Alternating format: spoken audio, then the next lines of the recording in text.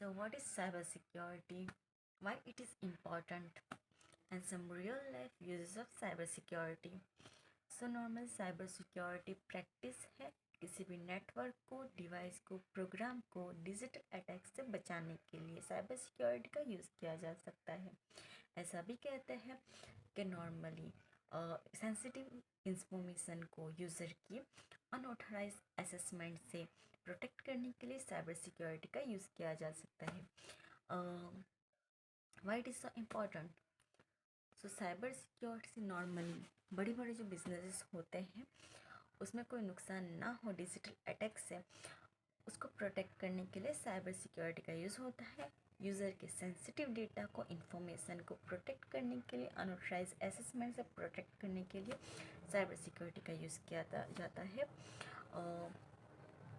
Normally user के money को safe रखने के लिए, नॉर्मली मनी ट्रांजैक्शन सेफली हो जाए यूज़र का, और यूज़र का मनी उसके पास ही रहे और सेफली ट्रांजैक्शन हो, उस पर कोई अटैक्स ना हो, डिजिटल अटैक्स ना हो, उसको प्रोटेक्ट करने के लिए, डिजिटल अटैक्स से प्रोटेक्ट करने के लिए मनी को साइबर सिक्योरिटी का यूज़ किया जा सकता है।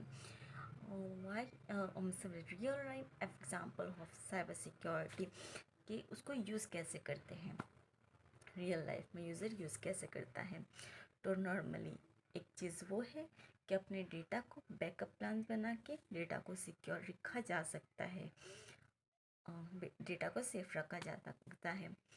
टू पासवर्ड ऑथेंटिफिकेशन को यूज़ करके हम अपनी सिस्टम को प्रोटेक्ट कर सकते हैं और किसी भी प्रोग्राम को प्रोटेक्ट कर सकते हैं। अब नॉर्मली किसी भी फाइल को शेयर करने के लिए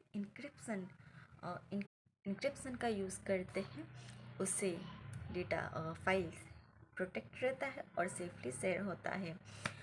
एंड ऑफ कोर्स सॉफ्टवेयर को सिस्टम में अप टू डेट रखने से साइबर अटैक से बचा जा सकता है।